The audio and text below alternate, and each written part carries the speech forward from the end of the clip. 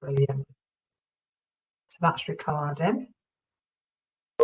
And without much further ado, I am going to introduce my friend and colleague, Maz Barker. Maz, are you unmuted? You are, my love. I believe so. Yes, thank you, Lindsay. Good morning, everybody. Thank you for joining us this morning. So my name's Maz Barker, relatively new to post within the domestic and sexual violence team under the local authority here in Bradford. My current and priority focus at this time is Operation Encompass. So this is an opportunity for learning, development, knowledge, I think across all of us realistically. I will endeavour to answer your queries. If there are any that I'm not able to answer, obviously we'll pick them up through the chat and I'll be able to respond at a later date. But yeah, lovely to be here this morning. Thank you. Brilliant. Thanks, Maz. And I think we want to just know, first of all, a little bit about the background of Operation Encompass. I understand that in Bradford, particularly in schools, we probably called it DV notifications for ages, haven't we? So can you just give us a little bit of background of what Operation Encompass, where it came from? So my understanding is that Operation Encompass began in Plymouth in 2011 when a school teacher who was married to a police officer had kind of noticed a child that she'd known for some time acting up, as we might call it. So his behaviours were somewhat different to how he'd been over the previous years. And she kind of held on to that. And later in the year, the child had moved on then to his next school, and she was visited by the educational social worker that had kind of said something along the lines of, do you remember little Charlie, for example? Do you remember little Charlie? She said, there's been another big incident at his address this time, and it's really quite significant. And Elizabeth Carney Howarth, the founder, said, what do you mean there's been another incident? I wasn't aware of any incidents. So she kind of attached that incident to his previous behaviour, to a previous incident, and kind of thought, this isn't good enough. You know, police had hold of information. The family, nobody was kind of saying anything from the family, and all that the school was seeing was a behaviour from a child that was not his usual behaviour or his attitude towards school. And she felt that it was a missed opportunity to put in place some kind of intervention, not only for the child immediately, but also for the family. So Elizabeth and her husband went away and they've set up Operation Encompass, and they talk quite significantly and quite enormously. It's a national platform, is Operation Encompass, and they talk about making the next day better. And it's more than obvious, you know, the query I imagine that'll come from that is that it doesn't always happen on a day where there's a school day, but it's sharing that information in a timely manner so that an intervention can be put in place for that child and or the family unit. I've been quite lucky, I shall share with you. I've had contact with Elizabeth Carney Howarth by default because I couldn't access the training. So I emailed and she'd responded. So I've had some quite significant conversations with Elizabeth, and she's really, really quite wanted to keep, you know, with what we're doing in the Bradford district and what we're doing on a West Yorkshire basis as well. So that's really good.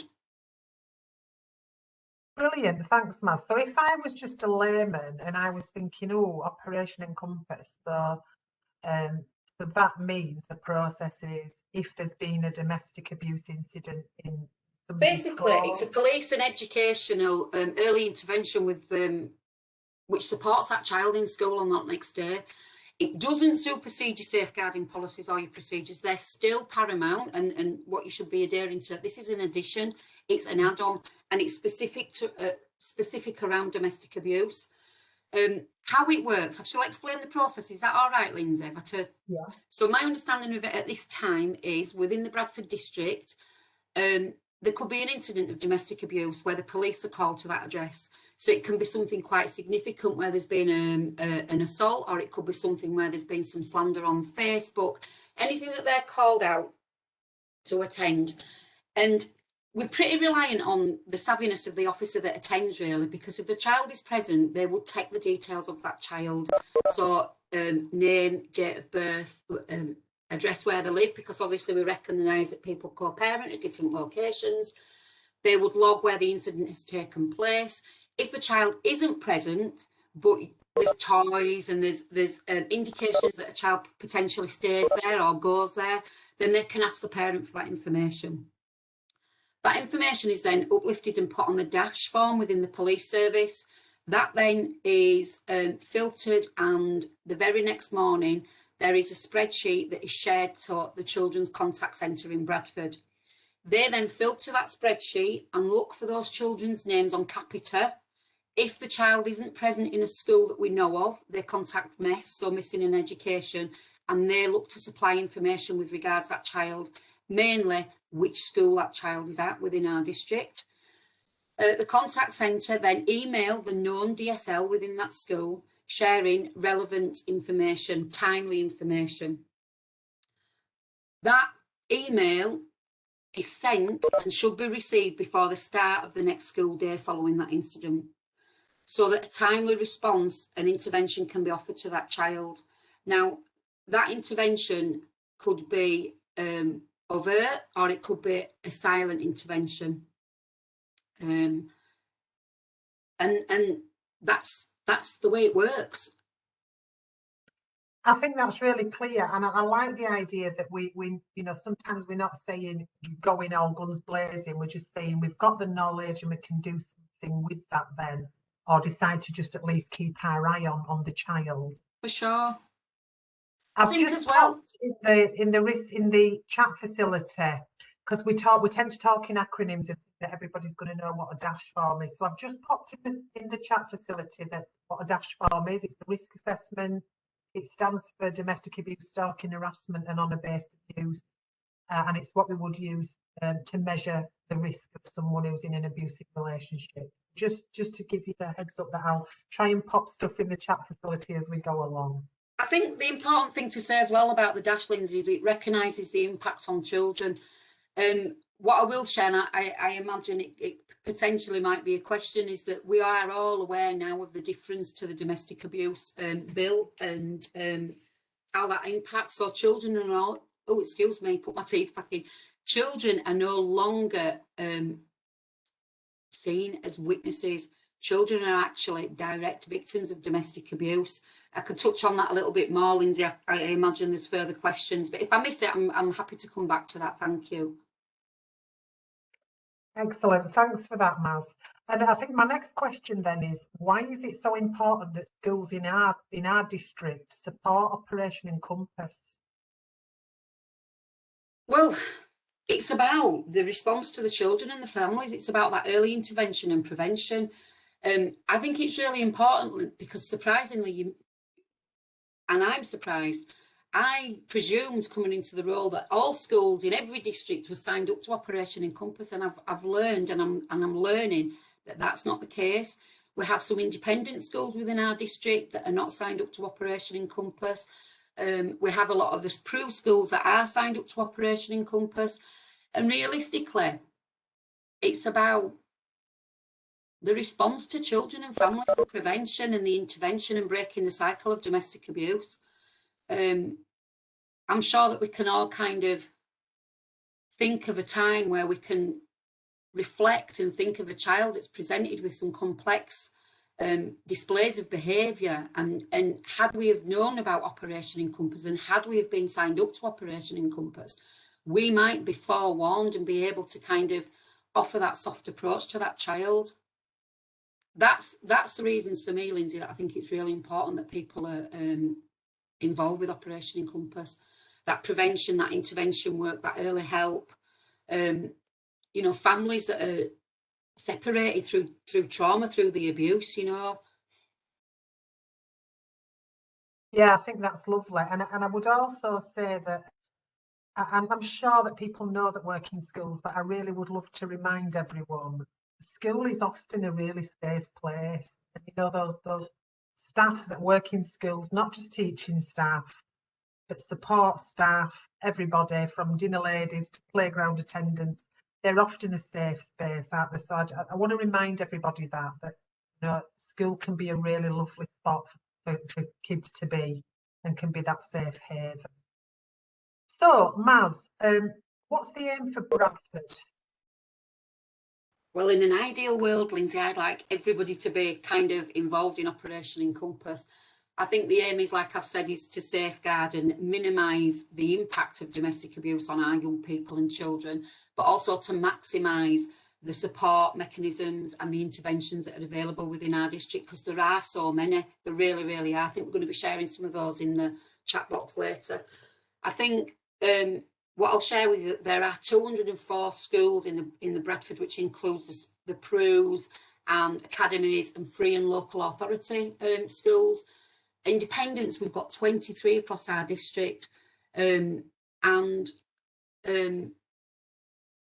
this is Operation Encompass. I might have missed this out. Is for children aged 5 to 16. So we've got the 0 to 4 gap as well with the nurseries. So currently, Operation Encompass within the Bradford district, we don't do anything with the 0 to 4s. I imagine that's picked up within a safeguarding arena rather than the Operation Encompass arena. I think. Sorry, Lindsay, what were the question again? I feel like I'm in an interview for a new post. I'm getting all nervous. What was the question again? We're just talking about the aim for Bradford. Now, I think I'm going to give you time to just think, because I know we said we'd answer the things after, but I think there's a couple of people in the chat room that have said independent schools, they're from independent schools and they're struggling to sort of get involved. Now, I know that the reason for us being here today is for us to say we're going to change things in Bradford, we're going to develop things in Bradford. So I'm going to say to those schools, watch this space. We are in the process of making sure that everybody has the ability to join Operation Encompass in Bradford. So yeah, we're on with it at the moment. But yeah, I think just the aim for Bradford we were asking about, Maz, and that we wouldn't want everybody involved. If there's any independent school that's saying they're trying to get involved, but they're struggling to get involved at the moment, then I think what I would say is get in touch with Maz Barker, because she'll put your name on a list and make sure it's sorted. I think the way forward with it, Lindsay, to get people involved is to kind of recognise, to create some kind of agreement with the services that are currently involved and the schools that are currently involved, but also the new schools. So this is a new role. This is a new role for me, and it's within its development stages. It's at the very beginning of its stages. I've been in post for about 11 weeks. So I imagine that what we'll be looking at in terms of signing people up will be some kind of training package, because we want people to understand what that response looks like. So I imagine that some schools will get that notification and then go, right, what's next? What's that intervention got to look like? How should I be able to support that young person? And how do I reach out to that family? Should I be contacting the parents? Should I not be contacting the parents? So I can pose lots of queries, because I've experienced this across my journey over the last 11 weeks. And it's about sharing, I think, the right kind of interventions which will become apparent within a training package. So I suppose my answer to that, Lindsay, is to get people involved in the training. Operation Encompass have their own national training, which is accessible by anybody. I've accessed it, and I don't work in education. I work in the field of domestic abuse and sexual violence. So I've accessed that training, and it's very much educational led, which gives you kind of a feeder and an understanding of what the expectations are. It also has like a story on there as well of a young child. Yeah, and I would say the easiest way to do that is simply to just get on your search bar and put Operation Encompass will come up, because I've not got a direct link to that. I have stuck my neck out now, Maz, and put your email in the chat facility for people to contact you directly, which I know that's what you wanted me to do, because we want everybody to be able to access this. So I've popped your email in the chat facility for everyone. And it's interesting what you're saying now about interventions and things. And I'm going to ask, really, what would be the expectation of support for the child, and maybe what about the family as well? You know, what would you say? Is there going to be support available, do you think, for child and family? For sure, because, you know, as we know in the Bradford district, there are so many services that offer specialised support to children, young people, youths, as well as adults, perpetrators and victims. I think from a child's perspective, when we talk about making the next day better, it's about that relationship building. It's about the relationship that that teacher may already have with that child, and looking at, you know, some of the overt kind of interventions that you might want to offer. So some time out, some one-to-one support with a mentor or a buddy.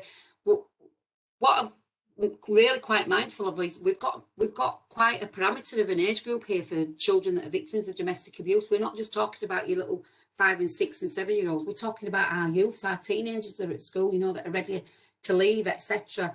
So it's about the things that we can put in place for them as well, which could include referrals. So referrals to services such as Youth in Mind within our district, referrals for adults to Staying Put and their services.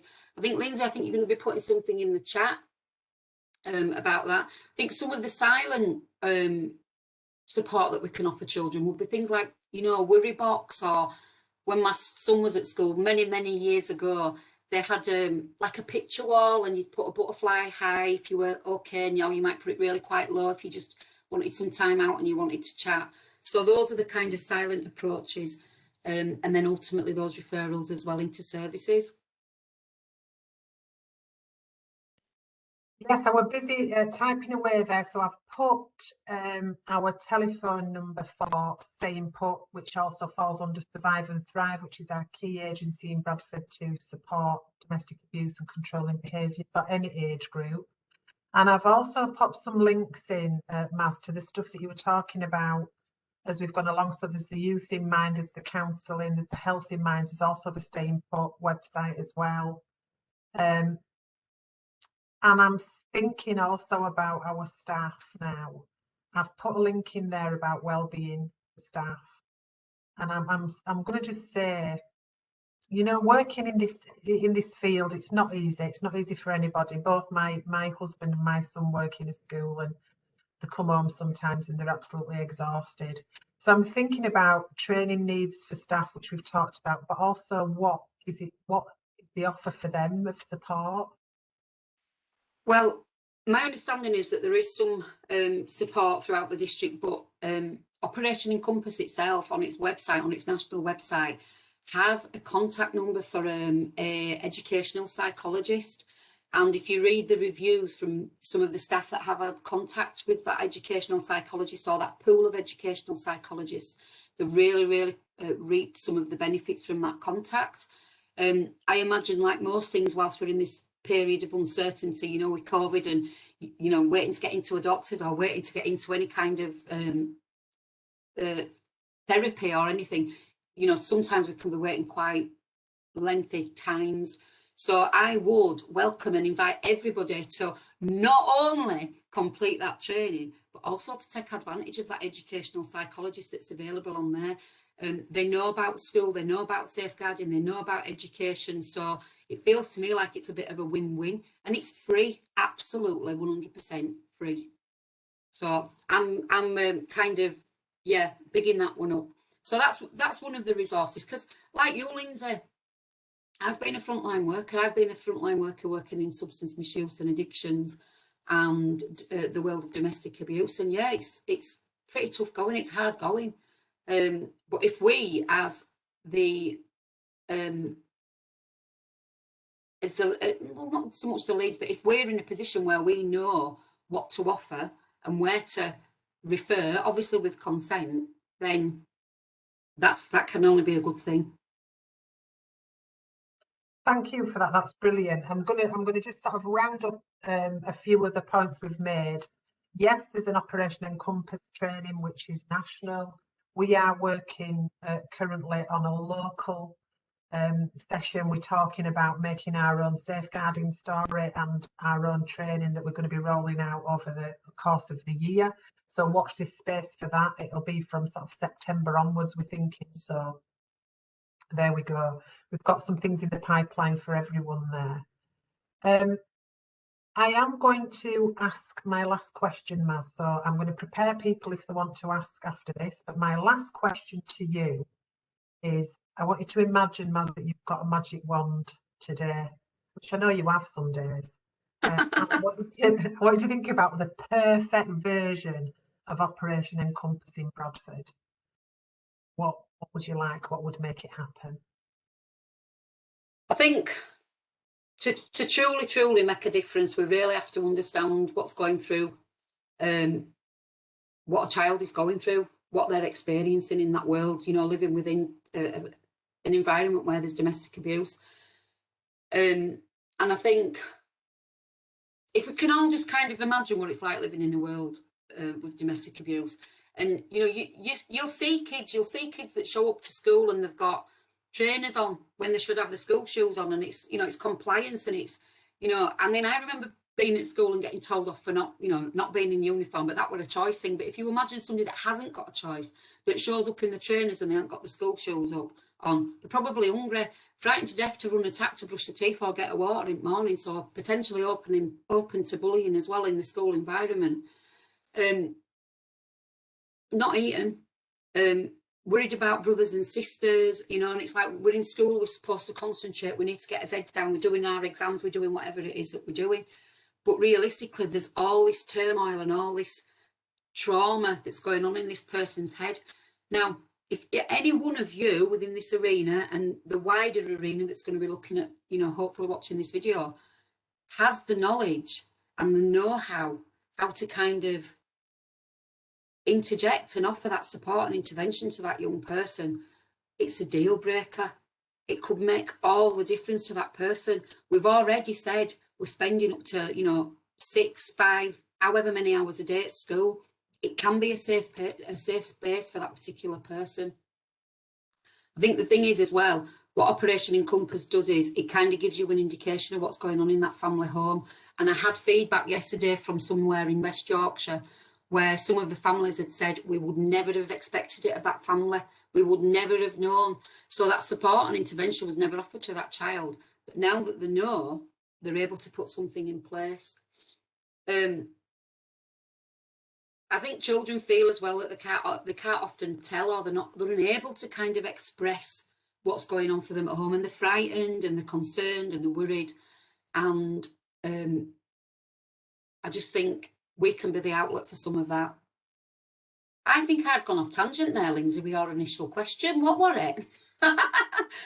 No, I don't think you have, because I think we're trying to figure out what the ideal would be, what we're asking of people in the room. And I think you're right. I think we're asking them what they're probably already doing and what they're already seeing. And there's nothing wrong with that. If we say to you, look, this is how it'd work perfectly, and you're already doing that, you're kind of going, oh, breathe a sigh of relief, because I'm already doing that. I'm already keeping my eye on the kids. So yeah, I think you've definitely answered it, Maz. I think it might be time to open up, but have you got any closing words? I was just going to say, in terms of a magic wand, Lindsay, is there won't be the problem in the first place, but that's not realistic. We have to be realistic with what's going on in our district. And for me, Operation Encompass for me is, I'm kind of project lead for West Yorkshire. So for me, it's about ensuring that we are offering that timely response to these kids when they're coming into school the very next day. These notifications go out first thing in the morning, and they should be picked up before the start of the day by the DSL, designated safeguarding lead within the school, or the key person within the school. Yesterday, for example, in Bradford, from Friday, Saturday and Sunday, there were over 70 notifications that went to our schools around these children. So that's 70 children from Friday, Saturday and Sunday. So not the next school day particularly, but over the weekend. I think today there's about 27.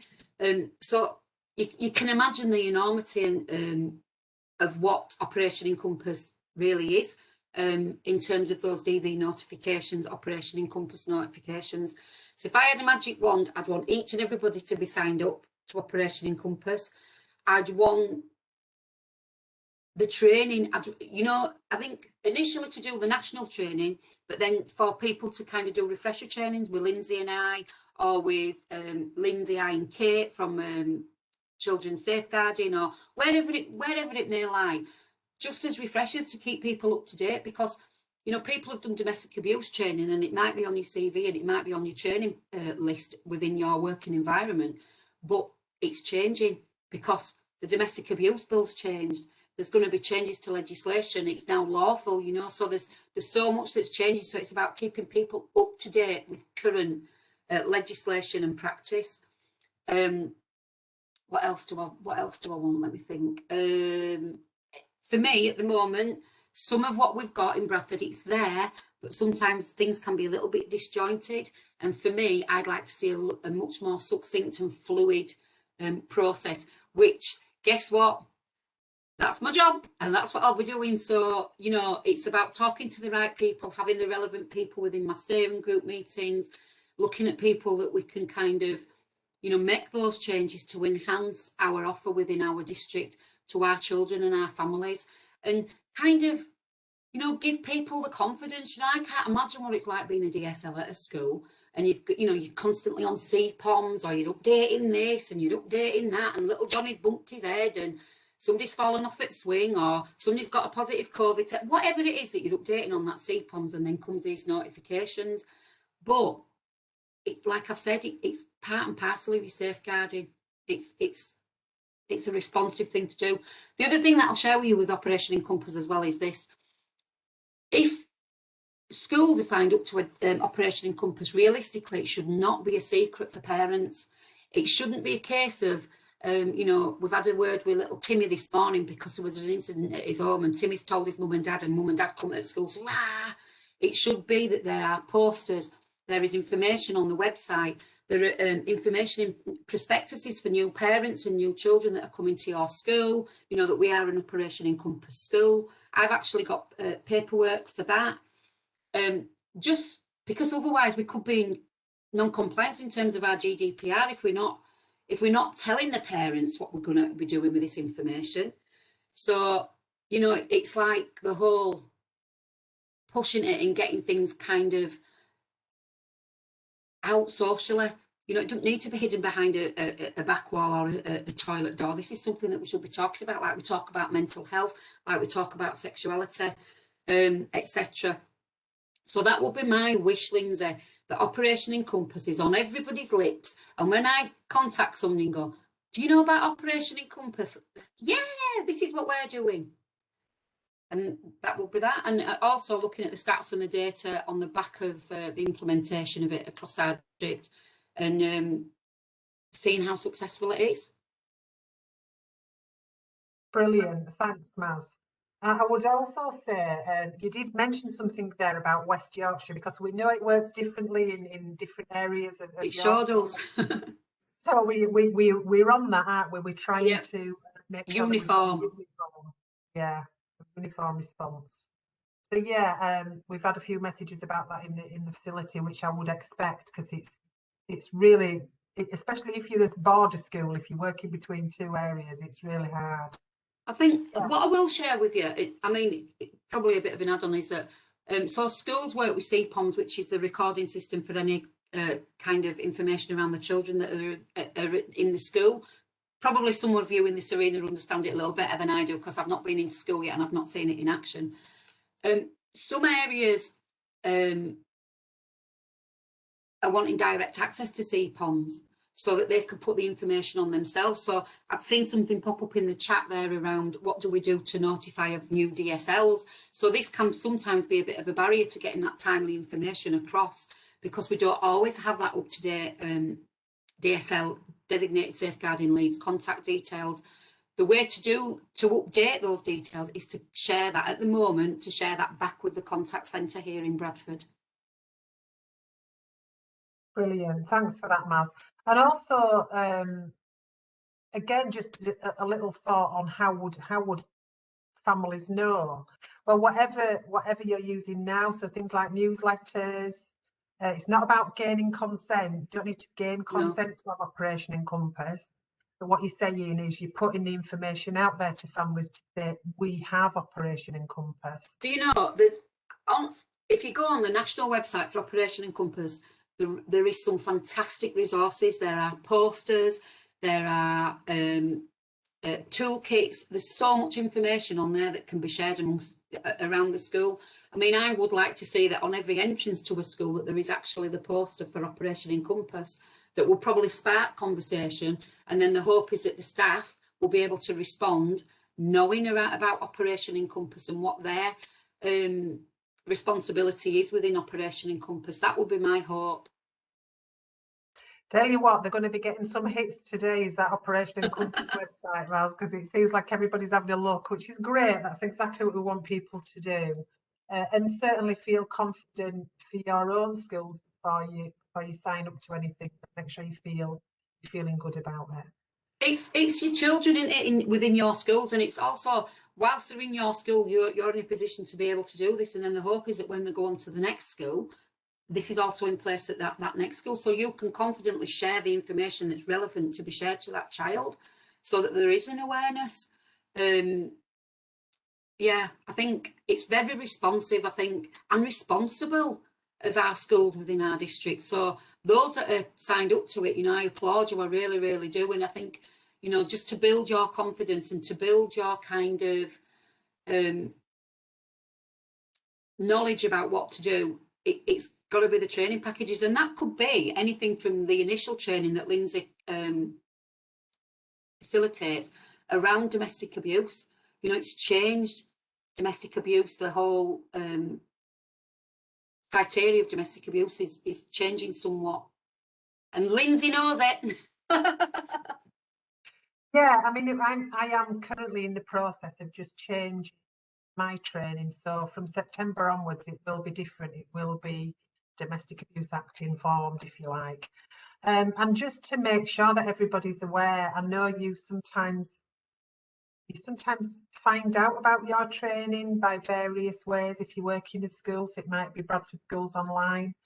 But I would also ask you all to join the local authorities training facility, which is sometimes known as Evolve or Bradford Learn and Develop. And you can access all the domestic abuse training for free on there. It's all free to everyone who works in Bradford. So if you do want to access that, I'll pop that in. So it's either under evolve at bradford.gov.uk, or if you just pop in Bradford Learn and Develop into search engine, it'll come up. And yeah, definitely get on the training that we provide. It's multi-agency training. So I know we've looked at some of the questions. I'm going to invite people now to write any more questions in the chat facility, or if you wish to unmute. We have one. Maz, are there any ways people can get involved in the discussion moving forward? Sorry, what was that, Lindsay? I'm just doing the one from the chat facility first, and I think we might have somebody wanting to join us. I better put my glasses on. So it just says, are there any ways people can get involved in the discussion moving forward now? So the work that we're doing is, if people want to get involved in helping us with that work, shall we just get them to contact you? Yeah, for sure. I think I have a steering group meeting for Bradford and for West Yorkshire. We've had one of those meetings, and obviously there's the acknowledgement that different areas are doing things differently. I'm not in a position to be able to say that we shouldn't be doing that, but what I am going to be doing is try and kind of create something that's fluid across all areas, so that we've all got that recognition and understanding of the expectation of our delivery in terms of Operation Encompass. How people can get involved in the discussion and work moving forward, yeah, just send us an email and we'll see what we can do. I'm quite keen to get together with people to kind of I'd like to see how it looks. So I've been to the contact centre, so I've seen it from the police notification to the contact centre, from the contact centre to the DSL, but I've not yet been into school and seen the DSL pick up that notification. So if anybody would like to invite me along, I'll bring cake. That would be wonderful. So yeah, I like to kind of see the process through, and then I can kind of then look at what we need to do in terms of our delivery. Can I ask a question? You can. Can I just bring in Janet Freeman first, because I think she was Oh, I don't mind. I can wait. Okay. So what I'm thinking is, if when the police go to the house and they see a child's involved and they send the email out to school, it's like an extra, isn't it? They're still doing the referring to social care. Social care are in touch with school. We have our strategy meetings, so when needed and all that. That's going on regardless, isn't it, of Operation Encompass? Is Operation Encompass like a speedy awareness thing? So school. It's for the Jeanette. Morning, Jeanette. Thank you for your question. It's for the making the next day better.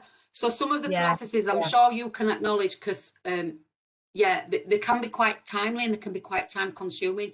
This is about incident yesterday, information to the school the next morning, because little Charlie's shown up in his wrong school and he's got his, he's miserable, or he's kicked off, or he's hungry, or he's dirty.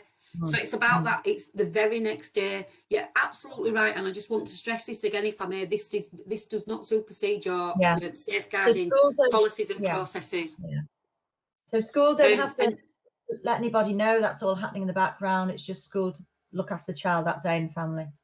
Yeah, well, the thing is, ideally, Jeanette, what should be happening is that school should be kind of publicising that it is an Operation Encompass responsive school. So on letterheads, with the posters, prospectuses, websites, etc. So if that's in place, if you imagine, I'm a parent and I'm a grandparent as well. If I go into school and I can see that, then I know what the expectation is. Should there be an incident at my address, or should there be an incident where my grandchildren are, or my, niece, nephew, whatever it may be.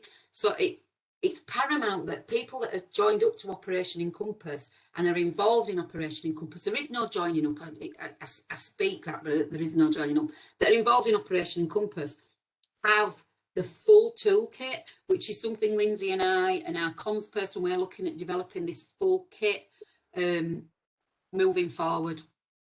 So will schools then have an expectation to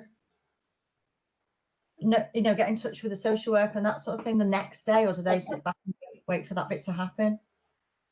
Say that again, Jeanette. What was the question? Sorry. So there's got to be social services involved, hasn't there, when there's been a kid witnessing domestic violence? So the school get an email. Do they then have to find the social workers through the child and follow it through that way, or are they sitting back looking after the child and waiting for social care to get in touch with them? The DSL, and my understanding is that the DSL picks up that notification and then shares it with the relevant person at the school, so the key person that has the contact with that child. In terms of contact with social care, it will be up to that DSL to follow their internal procedures. I would imagine that would be the case. Okay, thanks. I don't work in a school, so that's probably why. No, and this is why I'm keen to get in, Jeanette, so I can actually see. Have we got anybody here that may be able to enhance the response to that question for Jeanette, or answer that question? No, but I think Mariam wants to come in. Do you want to? Thanks. Yes, I think from my discussion, I'm from education safeguarding, and with my discussions with schools, they often say when they receive a notification of a domestic abuse incident, there's not enough information in that notification, so they can't action it. So they don't know if it's an open case to children's social care, they don't know if it's a verbal dispute, if it's a significant incident, and if the child's not showing any change of behavior, they're not even sure if the child was present. So I think that's always something that comes up in what we need is a bit more information, because I think initially when we started this process, the training that was delivered to staff at school was don't ask the child any questions, just kind of observe and see if there's a role for you. So I think what schools often feel is we don't actually know enough information to see, we're trying to observe this child, but if the child's not showing any change of behavior, we're not really sure what the incident was about, so we really don't know how to action that, or to kind of continue to monitor, or if there's something else that's going on that we've missed. And I think it's often that discussion that schools feel that they are missing, and that approach. But I know that you're looking at reforming that, and I think I'm part of your steering group, and I know Kate is also part of that steering group, to kind of have those discussions, and I think that probably needs to be developed a bit more. For sure. Like I've explained, I think I'm 11 week in post, but it is something, thank you, Mariam, it is something that has been identified, not only from discussions that I've had in the Bradford district, but also in the West Yorkshire district. I have lots and lots of files, as I'm sure you can imagine, and one of them is around the notifications. So the differences in what information is shared from one district to another, because some of our children may live in our district but go to schools in other areas.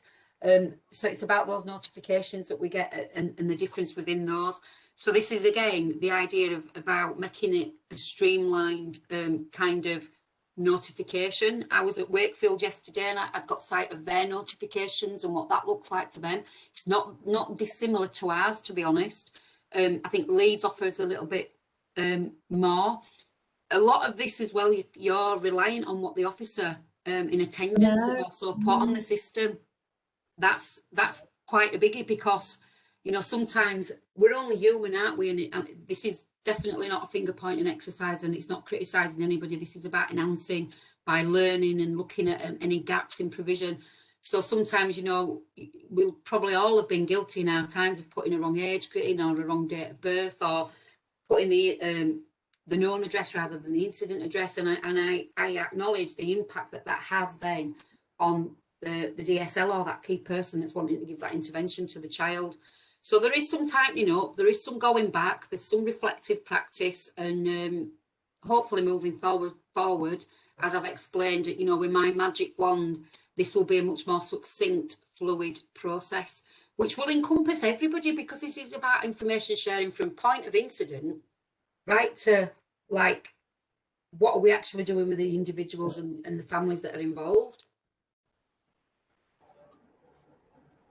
I guess when you're relying on which officer goes into the home, would you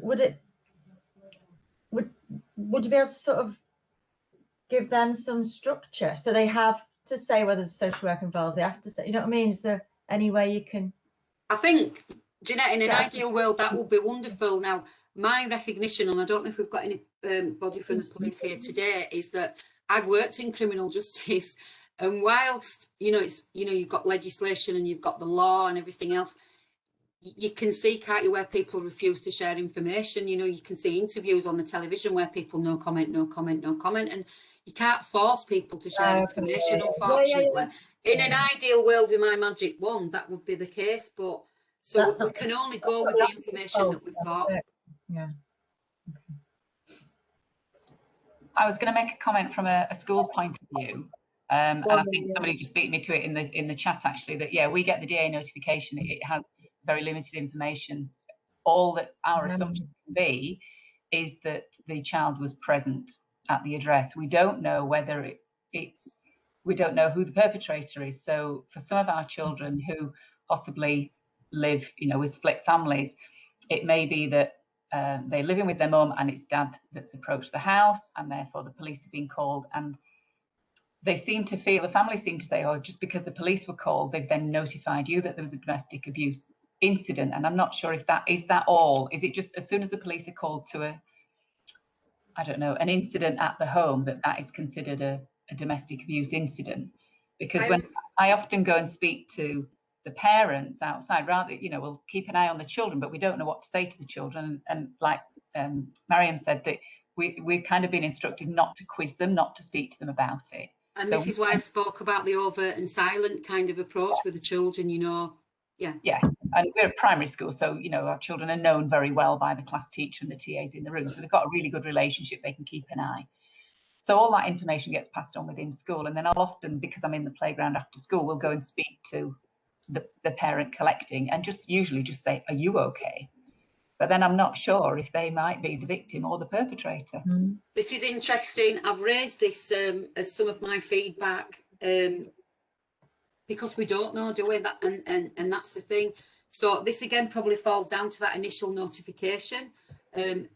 Similarly, it could be wrong. You know, like I've talked already about the wrong date of birth or the wrong incident address. We're only human and there is human error.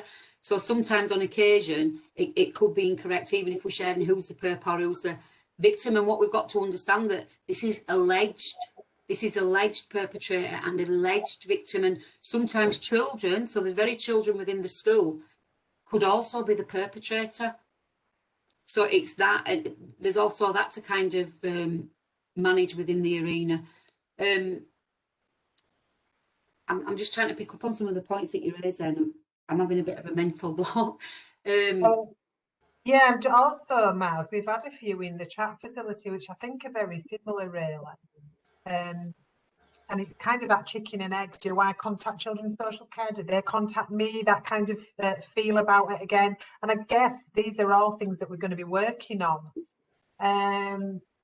There's also a really interesting one here about the Safer Schools police officer shares additional information with them about the incident, which is really useful. So the Safer Schools officers are pretty good, aren't they, if you've got one in school?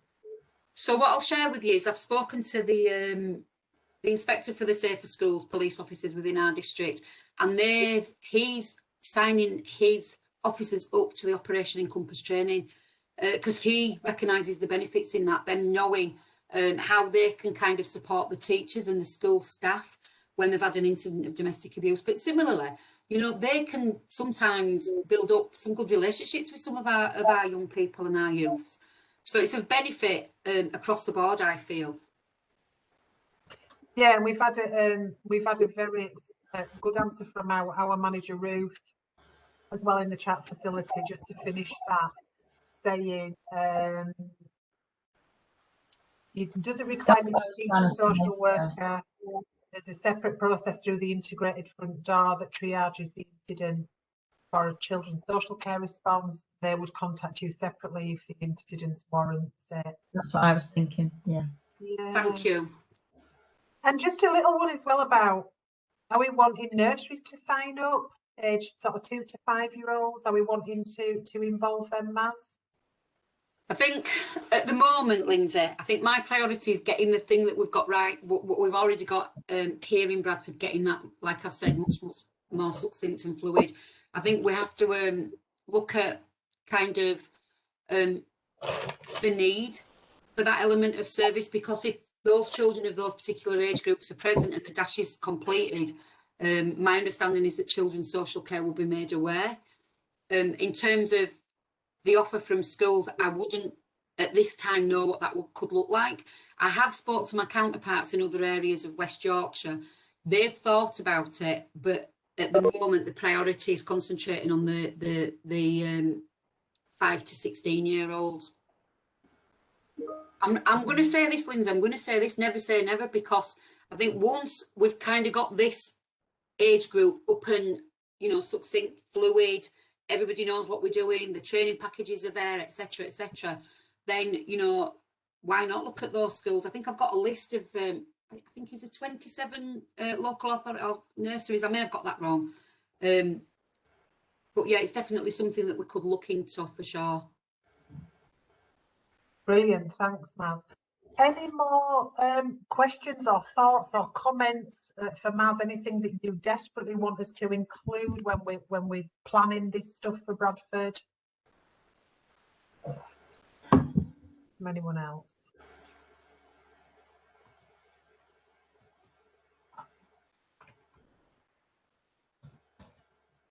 That's not, yeah, you're coming in with a comment there, Janet? No? No, sorry, I'm just writing up on Word. It's all right, I think it's just because you're not muted, it just comes up sorry, as yeah. That's okay. Okay. It looks like we've exhausted every one there, Maz, which is good, I think. I think we should have a show of hands for everybody that's going on the Operation Encompass. Yeah, let's have a, you know, we're gonna move forward here. But actually, it's been really interesting. It's been interesting for me because I remember sort of being involved way back when we started this stuff in Bradford. So it's really nice that we are moving forward. And I guess there are going to be changes with the idea that we're recognising children as victims now as opposed to witnesses. I think we've always done that anyway, but you know, there's probably going to be changes to our practice as we move forward. But it's my role now just to say thank you very much, Maz, for giving us a really good overview of what's happening, encouraging us to think about how we can move forward together. And that's what I love about us in Bradford. We get you involved right from the get-go and say, come on, let's do this together. Let's make sure everybody's interests are met here. So thank you so much for that. We are hanging about for another sort of 10, 15 minutes if people want to stick around and ask any questions. But other than that, if you want to leave, you are free to go. And thank you very much indeed. There's a message in the chat from Ruth that says, I'll put my glasses on because I'll try my best to read it and I'm bound to make a blunder. I think I've Just read to it, say, Maz. oh, has everybody read the new Oh, domestic go on, abuse Maz. strategy? Just to say, the new domestic abuse strategy is now in the Safer Bradford website. Launch is later today. We would welcome some of you to attend a practice forum in the Domestic Abuse Act. Nafisa, she's attending.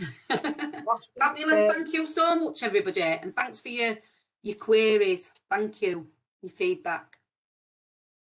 Thank you. It's beautiful. Thanks, everyone.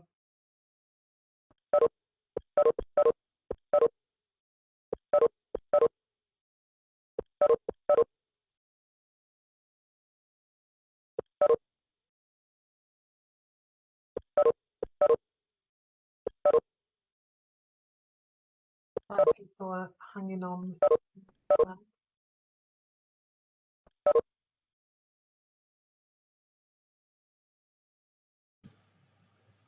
Maz.